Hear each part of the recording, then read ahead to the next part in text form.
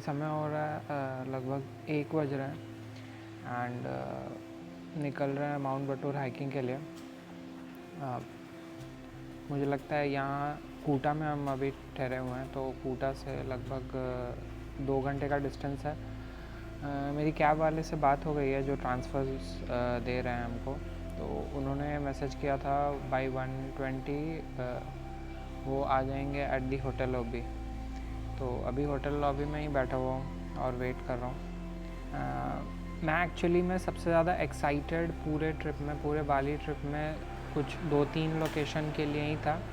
तो उसमें से सबसे पहला जो था वो था Kelingking and Diamond Beach in Nusa Penida, and second Tanah Lot and Uluwatu जो हमने कल कंप्लीट किया है। एंड वो एक्चुअली में समझ में आता है, जब आप वहाँ पे विज़िट करते हो तब आपको समझ में आता है कि वो एक्चुअली में क्यों फेमस है।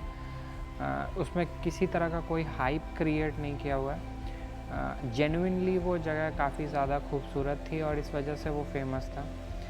And third is this mount Batur का ट्रैक, क्योंकि ऑब्वियसली आई कैन अंडरस्टैंड कि डेली बेसिस पे मेरे को वैसा क्लाउड कवर में भी हो सकता है ना मिले, बट ये अपने आप में एक बहुत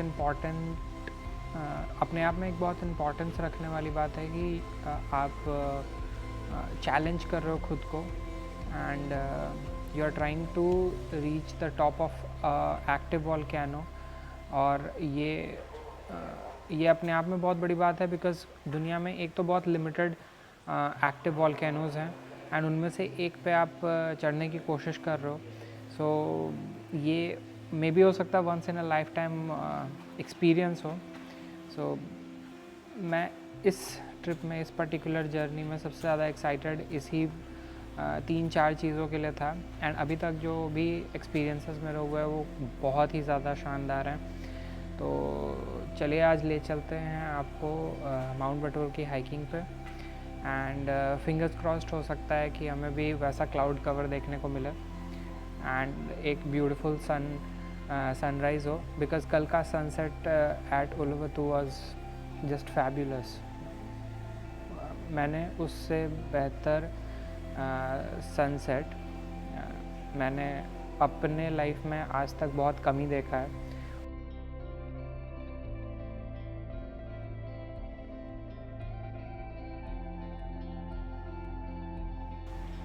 तो ट्रैक के बारे में अगर मैं आपको बताऊं तो ट्रैक अराउंड 2 घंटे की होगी, 1.5 से 2 घंटे की, 10 किलोमीटर का डिस्टेंस है। बट बिकॉज़ हाइकिंग है तो ऑब्वियसली थोड़ा टाइम ज़्यादा लगेगा चढ़ने में। सेकेंडली अच्छे पेयर्स ऑफ हाइकिंग शूज़ लेके आए ताकि ग्रिप अच्छा हो उसमें। एंड थर्ड सबसे इम्पॉर्टेंट चीज़ है कि अपने साथ कुछ वार्म क्लोथ्स लेकर आए, बिकॉज़ ऊपर जैसे जैसे आप ऊपर जाओगे, जैसे जैसे आप हाइट अचीव करोगे, आपके लिए उतना ही ज़्यादा डिफ़िकल्ट होते जाएगा टेम्परेचर को मेंटेन करके रखना। ऊपर काफ़ी ज़्यादा ठंड होती है और अगर आप नॉर्मल शॉर्ट्स में या हाफ टी-शर्ट शर्ट पहन के अगर आप चले जाओगे तो वो बहुत ज़्यादा ठंड हो जाएगी। तो इट इज़ बेटर कि आप अपने साथ एक पुलोवर या जैकेट रखो ताकि आप ठंड को काउंटर कर पाओ।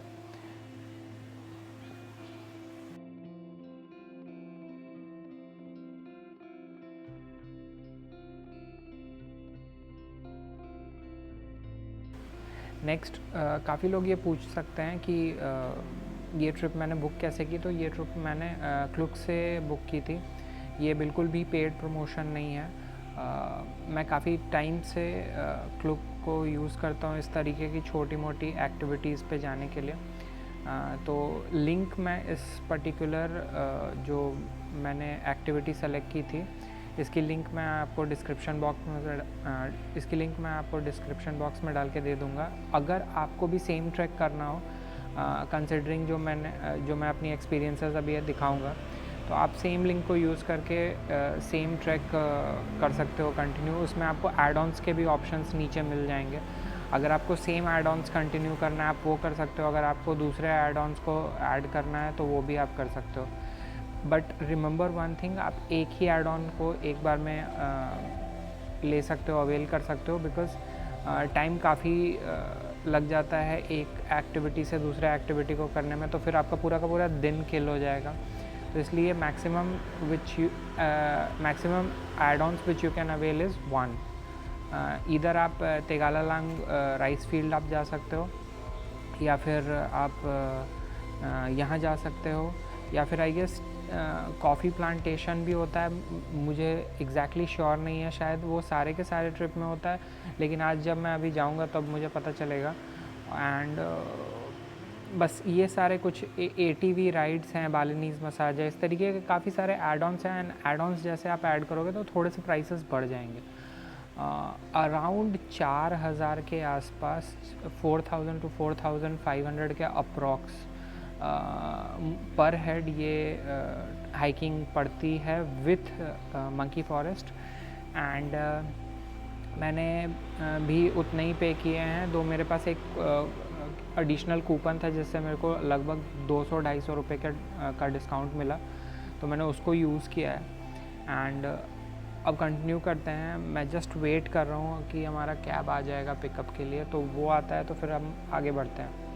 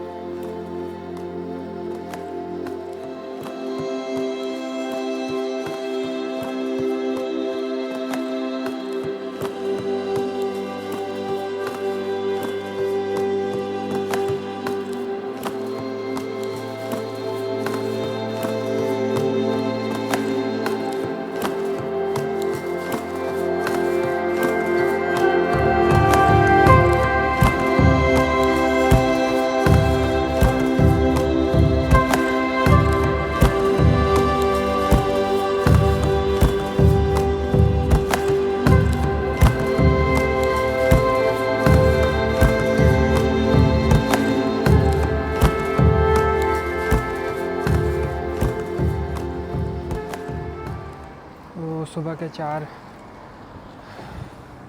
बजे हैं लगभग, और हमने अभी जस्ट ट्रैक करना स्टार्ट किया है। तो हमारे गाइड पुट्टू ने बोला है कि हमको 2 घंटे लगेंगे लगभग ऊपर पहुंचने में। तो देखते हैं, मुझे नहीं पता कितना अंधेरे में दिखाई दे रहा है, बट हमको एक ये लाइट दिया है जिससे बहुत ज़्यादा दूर तो नहीं, बट हाँ ठीक ठाक दिख जा रहा है। अब देखते हैं यहाँ से कैसे हाइक पे जाते हैं। ये तो ऑलमोस्ट स्टार्ट उसी रास्ते से हुआ है जिस रास्ते से हम वापस आए थे, मतलब अभी हाइकिंग वाले पॉइंट पे आए थे, और यहाँ से फिर ऊपर जाना। बट ऑलरेडी बहुत अच्छा है क्योंकि ऊपर जो स्काई है बिल्कुल क्लियर है, एंड काफ़ी सारा, मतलब इतना क्लियर है कि पूरा का पूरा स्टार दिख रहा है, ठीक है। एंड मैंने काफ़ी दिनों के बाद इतना क्लियर स्काई देखा है जिसमें पूरा केवल तारे ही तारे दिख रहे हैं। आई होप कि ऊपर से भी सनराइज़ का व्यू बहुत अच्छा हो। तो लेट्स कंटिन्यू।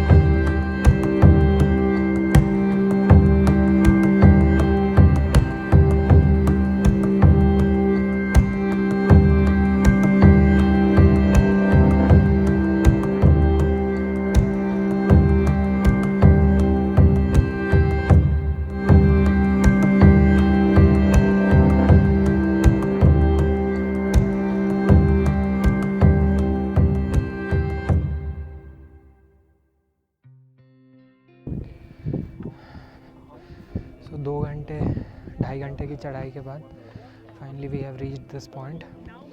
और अभी सनराइज़ से पहले आ गए थे हम, अराउंड 4:30 के आसपास हम यहाँ पे आ गए थे। एंड सनराइज़ का टाइम था 5:50 का। तो सनराइज़ तो अभी देख लिया है, उसके मैंने ड्रोन शॉट्स वगैरह लिए हैं, वो मैं आपको अभी दिखाऊंगा।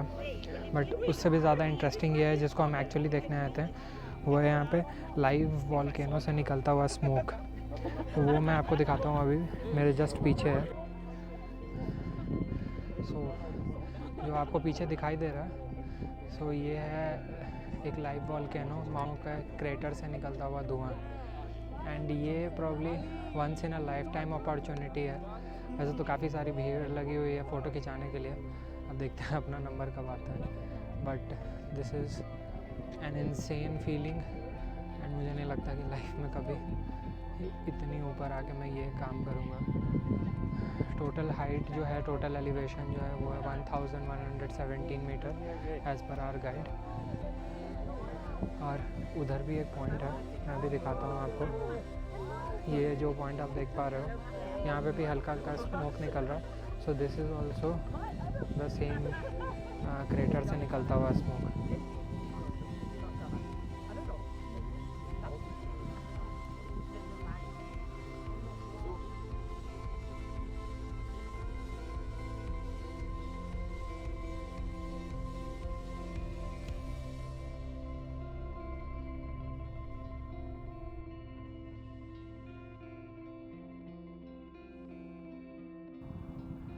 जो सरफेस पे आप लोग ब्लैक देख पा रहे हो ना, ये सब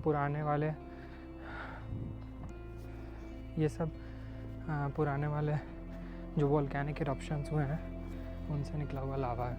एंड ऊपर जिस जगह पे वो धुआं निकल रहा था, जहाँ पे काफ़ी ज़्यादा स्मोक था और भीड़ भी थी, तो उस जगह पे अगर आप कंटिन्यूसली बहुत देर तक खड़े रहते हो तो आँखें पूरी जलने लगती है, बिकॉज़ सल्फ़र रहता है वो। तो ऐसा था कि जो सल्फ़र निकल रही थी अंदर से, वो बेसिकली उसके वजह से ही आँख पूरा जल रहा था। और कंटिन्यूसली मतलब जितने देर आप वहाँ पे रहोगे, आँख मतलब वहाँ पे अनबेरेबल हो जाता है एक टाइम के बाद, तो बहुत कंटिन्यूसली रुक नहीं सकते हैं। और धुआं भी उसी तरह से कंटिन्यूसली आ रहा था। अब हमने उतरना शुरू किया है, तो आई थिंक एटलीस्ट 1-1.5 घंटे तो लगेंगे ही उतरने में। फिर देखते हैं उसके बाद क्या करना है। सोचा तो है कि मंकी फॉरेस्ट जाएंगे। अब मैं आपको थोड़ा सा चढ़ाई के बारे में बता दूं, क्योंकि चढ़ाई काफ़ी ज़्यादा स्टीप है। पहला जो 20% रास्ता है, उस 20% में चढ़ाई थोड़ी सी आसान है। मतलब स्लोप तो है ही ऑब्वियसली, बट इंक्लिनेशन इतना कंटिन्यूस नहीं है। बट आफ्टर इनिशियल 20% जो इंक्लिनेशन है वो काफ़ी कंटिन्यूस हो जाता है, और काफ़ी बड़े बड़े इंक्लिनेशंस हैं जो कि आपके लिए ईज़िली क्रॉस कर पाना थोड़ा सा डिफ़िकल्ट हो सकता है। तो पहला चीज़ तो कम्प्लीटली एकदम हाइड्रेट होके आओ, रास्ते के लिए वाटर बॉटल और प्रॉपर हाइकिंग शूज़ लेके आओ, बिकॉज़ चढ़ते टाइम और उतरते टाइम दोनों ही टाइम पे प्रॉपर हाइकिंग शूज़ का होना बहुत ज़रूरी है।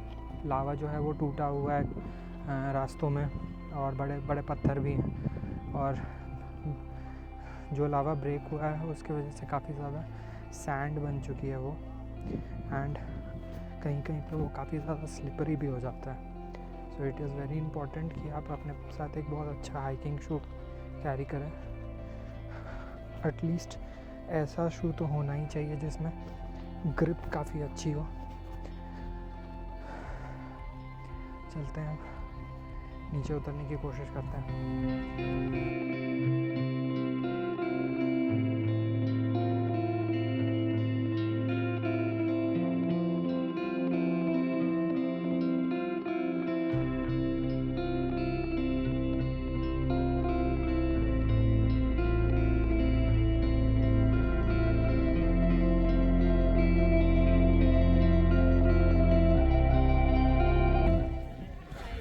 Here you can see lava. Let's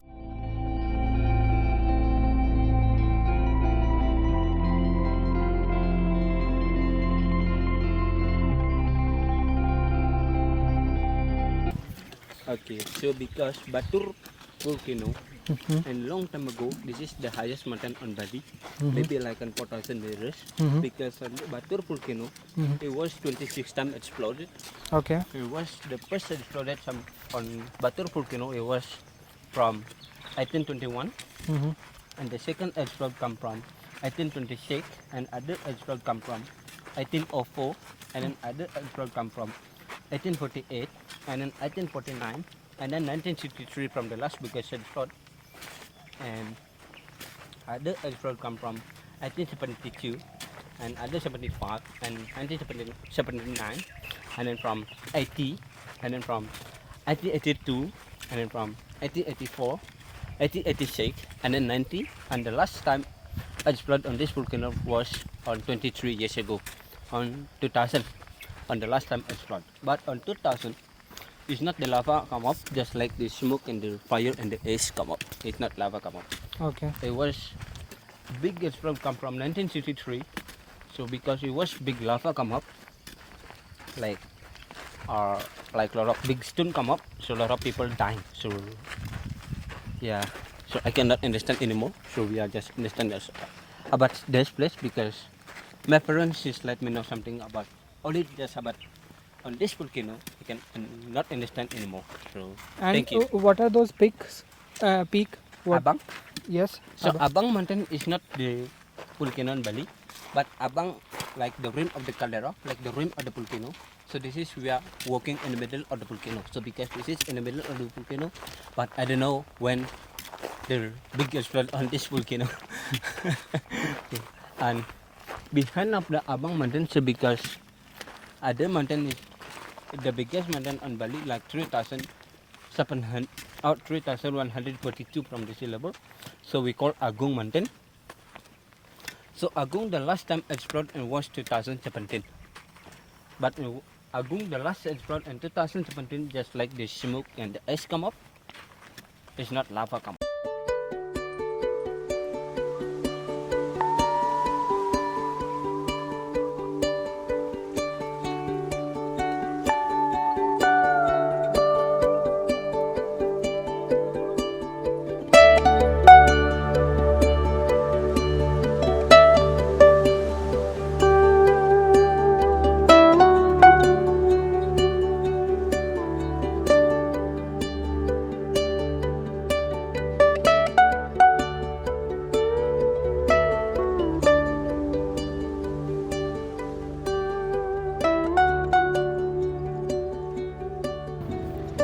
तो बाली आने के बाद एक ही चीज़ थी जो रह गई थी, और वो था टिपिकल इंडोनेशिया में जो बाली के विलेजेस होते हैं, वो बुद एरिया में वो देखना। सो अभी जाते जाते वो भी हम देख पा रहे हैं।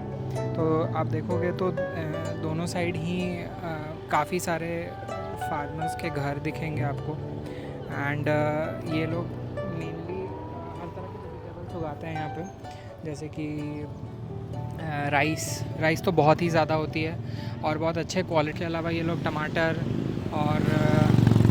और भी बहुत सारे अलग अलग टाइप के सब्जियों को यहाँ पे उगाते हैं, और फिर बाहर बेचने भी ले जाते हैं आसपास के मार्केट्स में। तो कुछ ऐसा दिखता है बाली का रूरल एरिया। एक जो बहुत इंटरेस्टिंग चीज़ मेरे को पता चला है कि मोस्टली जो भी फल यहाँ पे या मोस्टली जो भी सब्ज़ियाँ यहाँ पे उगाई जाती हैं, उनको ये लोग उनके रूट्स को ऐसे प्लास्टिक से ढक देते हैं। एंड इनका कहना है कि ये थोड़ा रूट्स को सेफ़ भी रखता है, एंड उसके साथ साथ ये मिट्टी में जो मॉइस्चर है उसको भी मेंटेन करके रखता है। थोड़ा ये एक्सपेंसिव प्रोसेस है। जैसे आप यहाँ पे देख पा रहे होगे, टमाटर है ये पूरा का पूरा इन्होंने टमाटर लगा के रखा है यहाँ पे। ये सारा कुछ ये सारा एरिया जो है ये पूरा टमाटर है, और नीचे आप देखोगे तो इन्होंने प्लास्टिक की एक लेयरिंग लगा के रखी है ताकि मॉइस्चर मेंटेन रहे सॉइल का। एंड इनके अकॉर्डिंग इसके वजह से फर्टिलिटी भी काफ़ी इम्प्रूव होती है, एंड सॉइल का क्वालिटी भी हमेशा मेंटेन रहता है।